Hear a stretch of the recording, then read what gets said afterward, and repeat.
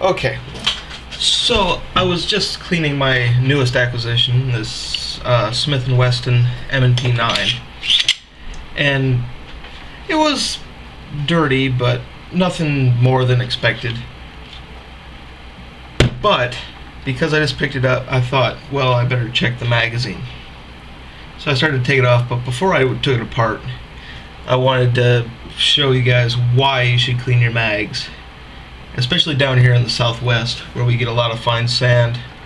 I already pushed a little pin in here, so I'm just gonna take this off, and as you can see, this thing has got dirt and sand all caked in there. Let's take a look at the rest of this. Just as I thought.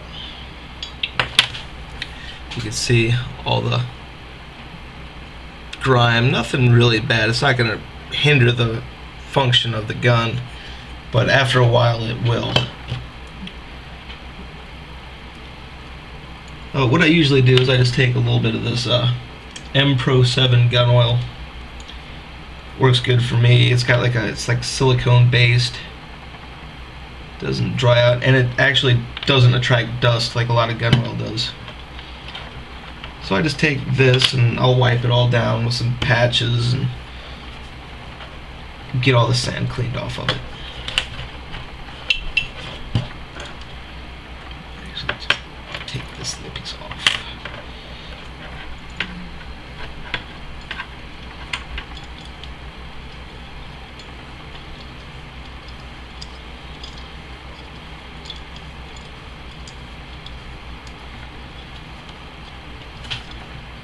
Get this spring all wiped down. This stuff actually also works as a solvent, so you can get some of this stuff off of here.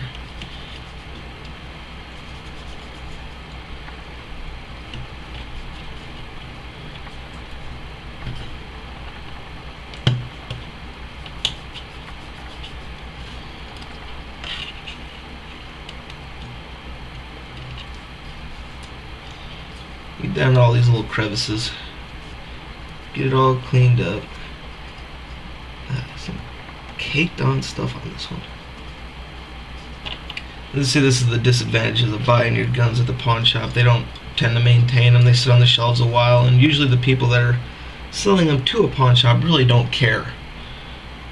Like this gun, I could tell somebody probably fired maybe a couple hundred rounds through it and threw it in a box and kept it under their bed until they got to the point where they needed money, so they decided to sell it. Don't really care for that when people do that. Granted, I used to be one of those people. Even though I never really threw my guns away, I always took pretty good care of them. Get it all wiped out. Get this piece here. And if you need to, you take a little Q-tip and get in a little crevice, especially on the floor plate. You want to get in there. You want to scratch up your mags. You don't really have to worry about the outside. Oof. Inside, I'll take a couple patches. Put some of this good stuff on here. A little bit on the patches. I'll stick my fingers up in there as far as I can.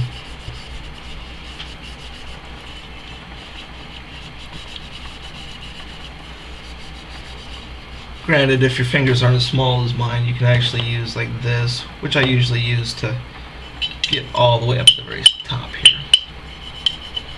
You use a pencil or a stick or just anything really.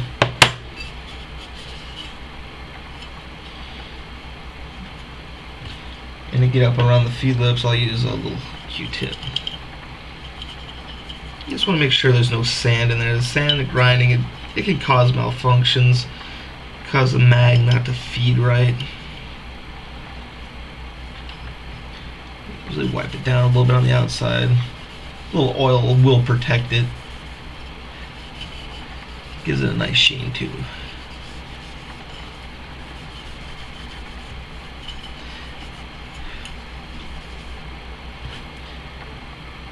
Just take some clean patches and wipe off the excess.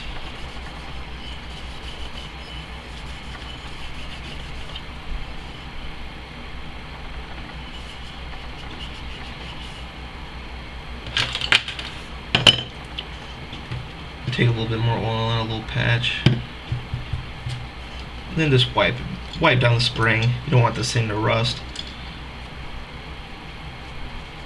I tend to ramble when I make videos and work on guns. And now everything's got a nice light coat of oil on it. Put this little piece back on here.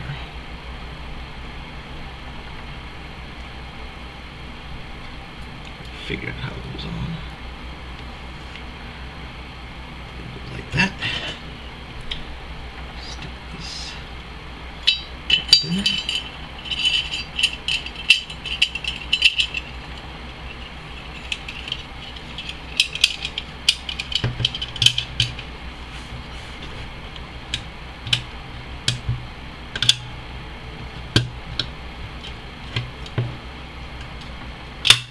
There we go.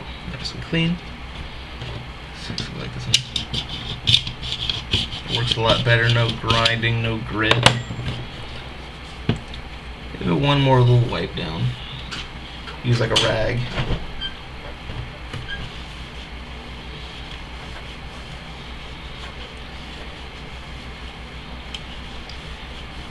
There we go. Nice clean magazine. Functions well.